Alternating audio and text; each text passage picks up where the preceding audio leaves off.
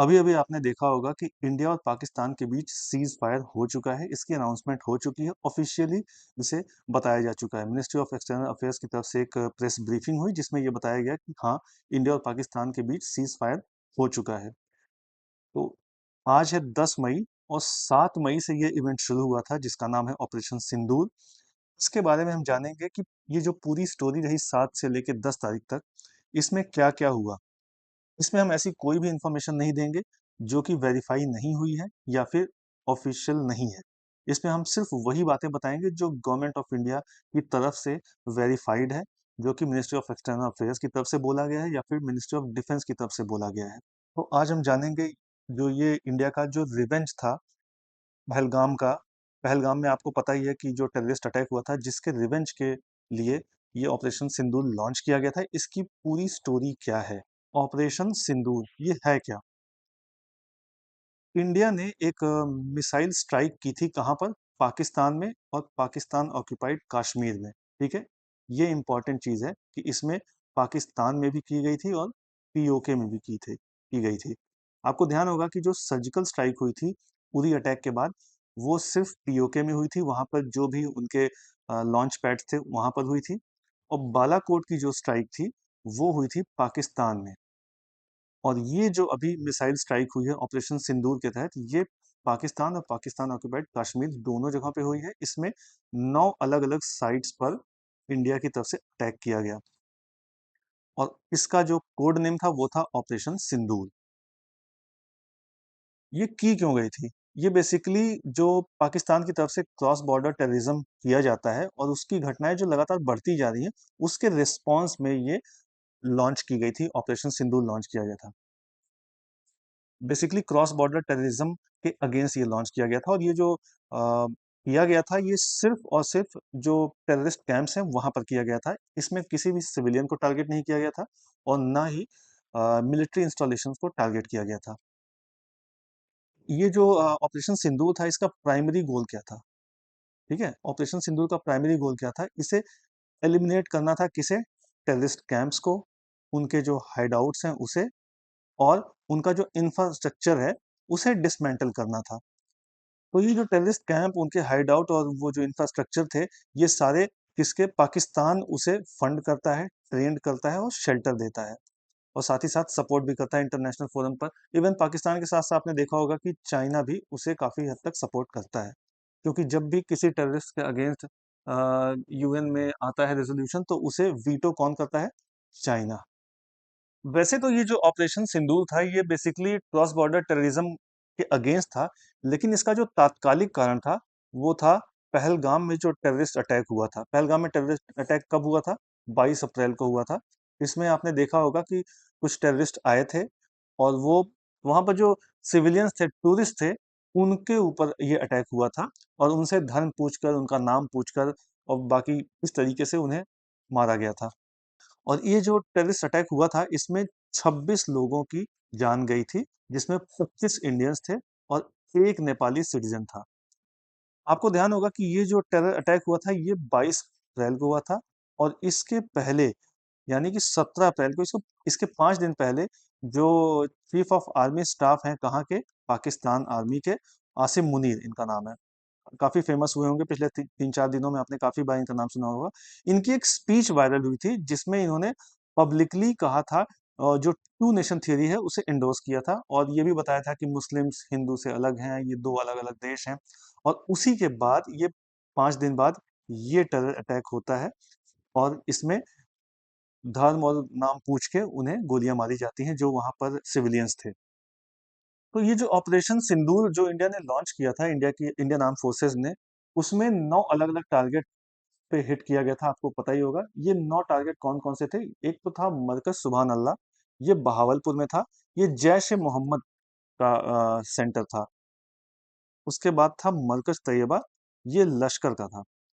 और इसके अलावा 7 और थे, तेहरा कलान जैश ए मोहम्मद, महमूना जोया ये सियालकोट में है, ये हिजबुल मुजाहिदीन का कैंप है। इसके अलावा है मरकज अहले हदीद, ये लश्कर का कैंप है। मरकज अब्बास ये कोटली में है, ये जैश ए मोहम्मद का है।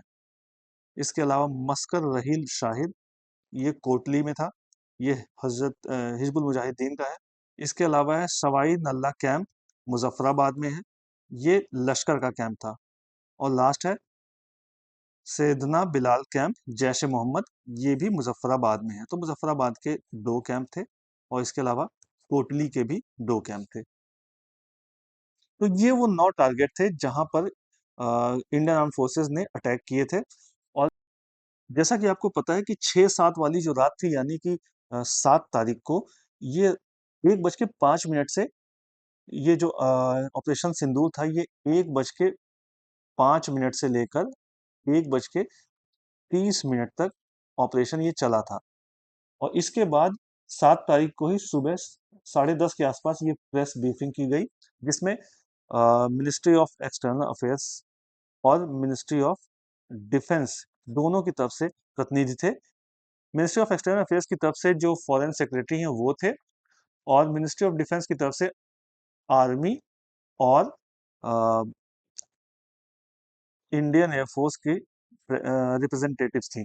आर्मी की तरफ से थी कर्नल सोफिया, और आईएएफ की तरफ से थी विंग कमांडर व्योमिका सिंह। तो इसमें जो बताया गया कि हमारे जो फॉरेन सेक्रेटरी थे, उन्होंने कहा कि ये जो ऑपरेशन किया गया था ये फोकस था, मेजर्ड था और नॉन एस्केलेटरी था। ये बहुत इंपॉर्टेंट शब्द है। यानी कि हमने फोकस रखा था जो टेररिस्ट आउटलेट्स थे उन्हीं पर, उसके इधर उधर हमने नहीं किया। उसके अलावा मेजर्ड था, यानी कि पूरी तरह से नपातुला ये ऑपरेशन था। और नॉन एस्केलेटरी था, हम इसका एस्केलेशन नहीं चाहते हैं। ये हमारा जो है राइट टू रिस्पॉन्ड था, जो पहलगाम अटैक हुआ था उसका। इसमें किसी भी पाकिस्तानी मिलिट्री बेस को टारगेट नहीं किया गया। इसमें सिर्फ और सिर्फ टेररिस्ट इंफ्रास्ट्रक्चर को टारगेट किया गया। आपको पता ही है कि वो जो 9 टेररिस्ट इंफ्रास्ट्रक्चर थे वो ये थे, इन्हीं को टारगेट किया गया था। इस दौरान उन्होंने ये भी कहा कि जितनी भी स्ट्राइक्स थी उनको प्लान इस तरीके से किया गया था कि वो सिविलियन और मिलिट्री कैजुअलिटीज को अवॉइड कर सकें। तो इस तरीके से जो ऑपरेशन सिंदूर था, उसके बाद प्रेस ब्रीफ इंडिया की तरफ से आई। मगर इसके बाद हुआ क्या? 6-7 की रात में ये ऑपरेशन किया गया था इंडिया की तरफ से। और उसके बाद अगली जो रात थी, 7-8 मई की जो रात थी, उसमें पाकिस्तान की तरफ से ये अटेम्प्ट किया गया कि इंडिया के जो मिलिट्री टारगेट्स हैं वहां पर वो अटैक करे, और उसमें नॉर्दर्न और वेस्टर्न इंडिया के कई मिलिट्री टारगेट्स थे, जिसमें कौन कौन था? अवंतीपुरा था, श्रीनगर था, जम्मू, पठानकोट, अमृतसर, कपूरथला, जालंधर, लुधियाना, आदमपुर, भटिंडा, चंडीगढ़, नाल, फालोदी, उत्तरलाई और भुज। ये 15 टारगेट थे। ऐसा अगली सुबह जो ब्रीफिंग होती है मिनिस्ट्री ऑफ एक्सटर्नल अफेयर्स की, उसमें ये बताया जाता है कि पाकिस्तान की तरफ से इन 15 जगहों पर टारगेट किया गया, लेकिन इंडिया का जो एयर डिफेंस सिस्टम था, उसने इन सभी टारगेट्स को असफल कर दिया गया। अब जब उनकी तरफ से, क्योंकि पहले पहलगाम अटैक हुआ था जिसके रिस्पांस में इंडिया ने टेररिस्ट को मारा था, ना कि किसी मिलिट्री इंस्टॉलेशन पर अटैक किया था, ना ही किसी सिविलियन को मारा था। लेकिन पाकिस्तान ने उसके बाद इंडिया के इन 15 जगहों पर अटैक किया, जिसके बाद इंडिया ने रिस्पॉन्स किया।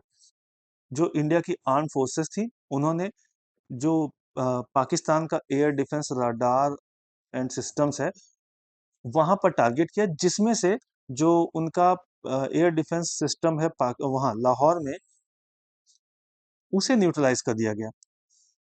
यानी कि जब उनकी तरफ से अटैक हुआ तो उसे इंडिया ने असफल कर दिया, लेकिन उसके बाद इंडिया की तरफ से भी उनके एयर डिफेंस सिस्टम को लाहौर में जो है उसे न्यूट्रलाइज कर दिया गया।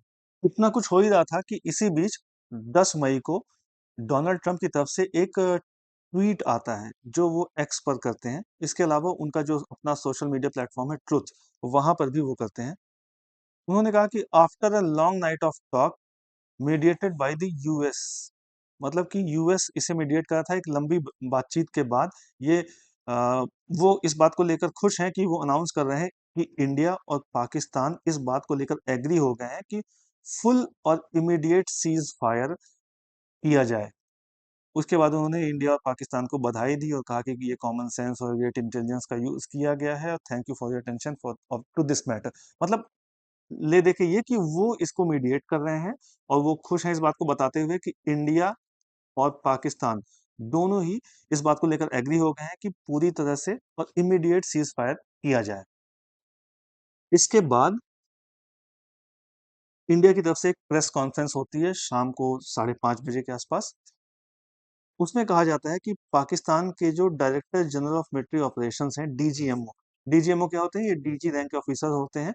आर्मी में देखें तो ये लेफ्टिनेंट जनरल रैंक के ऑफिसर होते हैं। ठीक है। जो पाकिस्तान के डीजीएमओ थे उन्होंने इंडियन डीजीएमओ को 3:35 पर कॉल किया। आज आज यानी 10 मई।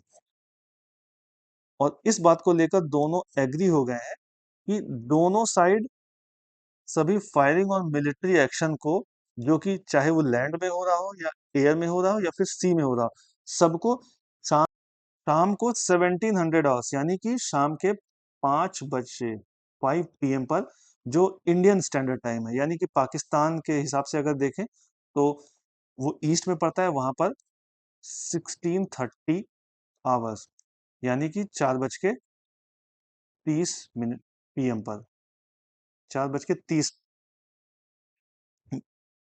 यानी कि 4:30 पर ये सीज फायर लागू हो जाएगा। इसके अलावा एक और इम्पोर्टेंट बात उन्होंने कही कि जो डीजीएमओ है उनके बीच दोबारा से बातचीत होगी 12 मई को। और ये बातचीत कितने बजे होगी? 12 बजे यानी कि दोपहर के 12 बजे। तो सीज फायर की ऑफिशियल अनाउंसमेंट इंडिया की तरफ से की गई और ये अनाउंसमेंट की गई किसके द्वारा? मिनिस्ट्री ऑफ एक्सटर्नल अफेयर्स के जो फॉरेन सेक्रेटरी हैं उनके द्वारा।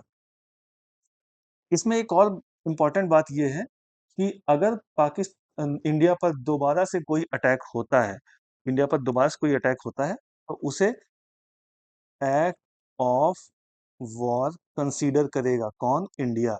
यानी कि इंडिया पर अगर दोबारा से अटैक होता है तो ये एक्ट ऑफ वॉर माना जाएगा। तो इस तरीके से ये जो सीज फायर है ये इंडिया की अपनी शर्तों पर हुआ है और ये कोई परमानेंट नहीं है, ये सिर्फ सीज फायर है। अगर इंडिया पर फिर कोई अटैक, चाहे वो टेरर अटैक हो या फिर पाकिस्तान की आर्मी की तरफ से कुछ हो, तो उसे India act of war consider करेगा। तो इस तरीके से ये जो पूरा सिलसिला 22 अप्रैल की जो आतंकी घटना थी उसके बाद शुरू हुआ था और 7 मई को जो हमारा ऑप सिंदूर था उसे लॉन्च किया गया। उसके बाद ये काफ़ी तेज़ी पकड़ा और पाकिस्तान की तरफ से भी ड्रोन अटैक्स किए गए, उनकी तरफ से और भी अलग-अलग तरह की मिस एडवेंचर करने की कोशिश की गई, जिसे इंडिया का जो एयर डिफेंस सिस्टम था उसे उसने पूरी तरीके से असफल कर दिया। उसके बाद इंडिया ने भी उसको काउंटर किया और अलग-अलग जगहों पर अटैक्स किए। आज भी अ, आज की जो रात थी उसमें इंडिया ने उनके अलग-अलग एयर बेसेस को जो है नेस्तनाबूद कर दिया। उसके अलावा लाहौर में जो उनका एयर डिफेंस सिस्टम था उसे न्यूट्रलाइज़ कर दिया था। तो इस तरीके से इंडिया को एक एज थी और उसके बाद पाकिस्तान की तरफ से शायद रिक्वेस्ट की गई डीजीएमओ की तरफ से और उसके बाद ये सीज़ फायर हो रहा है। तो इस तरीके से इस पूरे इश्यू पे कोई नई अपडेट या फिर डेवलपमेंट होती है तो उस पर हम वीडियोस लेकर आते रहेंगे। तो ये था पूरा ऑपरेशन सिंदूर, जो फिलहाल सीज फायर की स्थिति में आके खड़ा हो गया है। आगे देखना होगा कि इसमें क्या होता है। वीडियो अच्छी लगी हो तो लाइक करें। इसी तरह के और भी अपडेट्स जानने के लिए सब्सक्राइब करें एजलेसनेस।